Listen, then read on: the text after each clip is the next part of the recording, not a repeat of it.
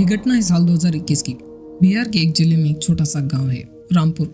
गांव के बाहर एक पुराना सरकारी स्कूल बना हुआ था। स्कूल काफी पुराना था, लेकिन पूरी तरह से बंद नहीं था। स्कूल के फर्स्ट फ्लोर पर कुछ क्लासें लगती थी, लेकिन स्कूल का दूसरा फ्लोर काफी सालों से बंद था। इसका रीजन कोई बताता नहीं था। बस गांव वाले कहते थे ऊपर वाले कमरे में कुछ अजीबोगरीब आवाजें आती। किसी को लगता था कि वहाँ कुछ बच्चे मजाक करते हैं, तो किसी को लगता था कि वहाँ शराबी लोग शराब पीने आते होंगे। लेकिन स्कूल का वॉचमैन भी कभी भी रात में ऊपर नहीं जाता। तो रोहित एक दिन अपने दोस्त पंकज के साथ एक शादी से लौट रहा था। रात के करीब 12:30 बज चुके थे। हल्की हल्की बारिश भी हो रही थी। दोनों बाइक से अपने गांव लौट रहे थे। रास्ते में वही स्कूल पड़ता है। जैसे वो दोनों स्कूल के पास पहुंचे तो पंकज ने अचानक बाइक धीमी कर दी। रोहित ने पूछा क्या हुआ, तो पंकज ने कहा ऊपर देख। स्कूल की दूसरी मंजिल में एक कमरे में लाइट जल रही है। तो रोहित हैरान हो गया, क्योंकि इस फ्लोर की बिजली कई सालों से बंद थी। उसे लगा शायद अंदर कोई घुस चुका है, चोरी करने के लिए, शराब पीने के लिए। तो दोनों ने बाइक रोकी और गेट के पास गए। तो गेट पहले से ही खुला हुआ था। ये काफी अजीब था, क्योंकि स्कूल का गेट रात में हमेशा बंद रहता था। तो स्कूल में काफी अंधेरा था। दोनों ने अपनी मोबाइल की टॉर्च ऑन की और अंदर चले गए। पूरा स्कूल काफी शांत था। बारिश की बूंदों की आवाज साफ सुनाई दे रही थी। नीचे की सारी क्लास खाली थी, लेकिन ऊपर से हल्की सी आवाज आ रही थी, जैसे कोई ऊपर चेयर को घसीट रहा हो। रोहित ने धीरे से कहा, लगता है ऊपर कोई है। तो दोनों सीढ़ियों की तरफ बढ़े और जैसे जैसे ऊपर जा रहे थे, आवाज और भी साफ होने लगी थी। अब ऐसा लग रहा था कि ऊपर कोई तो धीरे धीरे से चल रहा है। जैसे दोनों ऊपर पहुंचे तो रुक गए। कॉरिडोर के आखिरी वाले कमरे में सच में लाइट जल रही थी। दरवाजा आधा खुला हुआ था। कमरे के बाहर काफी धूल थी, लेकिन अंदर जाने वाले गीले पैरों के निशान उन्हें साफ दिखाई दे रहे थे, जैसे कोई अभी अभी अंदर गया हो। तो पंकज ने धीरे से कहा, शायद अंदर कोई तो है। रोहित ने धीरे से दरवाजा और खोला तो कमरे में सिर्फ एक ट्यूबलाइट जल रही थी। बाकी पूरा कमरा खाली था। पुरानी बेंचें पड़ी हुई थी। दीवारों पर कुछ बच्चों के पुराने चार्ट्स थे। लेकिन सबसे अजीब बात ये थी कि कमरे के बीचों बीच कुर्सी थी और वो हिल रही थी धीरे धीरे, जैसे उस कुर्सी पर अभी अभी कोई उठकर चला गया हो। दोनों कुछ सेकंड के लिए चुप हो गए। फिर अचानक से कॉरिडोर में किसी के चलने की आवाज आई। दोनों तुरंत बाहर आए और देख, लेकिन कॉरिडोर में कोई नहीं था।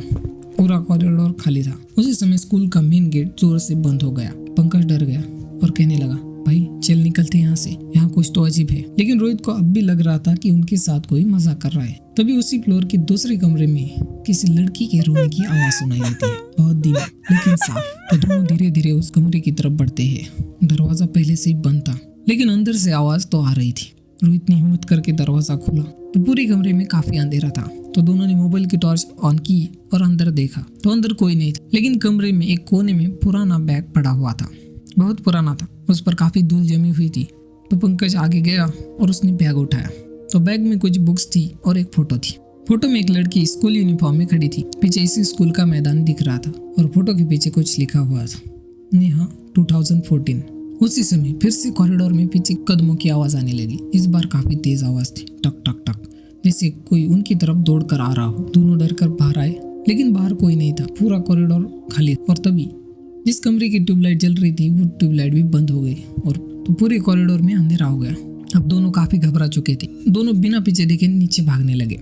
दोनों जैसे नीचे आए, उन्होंने बाइक स्टार्ट की और वहां से निकलने की कोशिश करने लगे। लेकिन जाते समय रोहित ने ऊपर देखा तो दूसरी मंजिल पर खिड़की में कोई खड़ा था, सफेद कपड़ों में, बिल्कुल शांत। और जैसे ही उस बाइक की लाइट उस पर पड़ी तो वो आकृति धीरे धीरे पीछे अंधेरे में चली गई। तो अगले रोहित ने उस फोटो को गांव में एक आदमी को दिखाया। तो आदमी कुछ देर के लिए चुप रहा और फिर बोला, ये नेहा की फोटो है, ये इस स्कूल में पढ़ती थी। 2014 में वो अचानक कहीं गायब हो गई। उसका कुछ पता नहीं चला, ना उसकी कभी बॉडी मिली न कभी उसकी बैग। लेकिन उसके बाद से ही रात में दूसरी मंजिल पर लोगों ने कई बार आवाजें सुनी। कई लोगों ने वहाँ किसी लड़की को खड़े भी देखा है। लोगों का कहना है कि वहाँ से वो कहीं गायब हो गई और उसकी आत्मा इसी कमरे में बंद हो चुकी है। तो आज भी उस स्कूल की दूसरी मंजिल शाम के बाद बंद रहती। वहाँ कोई अकेले नहीं जाता। वहाँ के लोग कहते हैं कि बारिश की रातों में उस कमरे की लाइट कभी कभी अपने आप जल जाती है। तो दोस्तों, आज की कहानी अच्छी लगी हो चैनल को सब्सक्राइब करके वीडियो को लाइक जरूर करें। तो मिलते हैं अगली रात।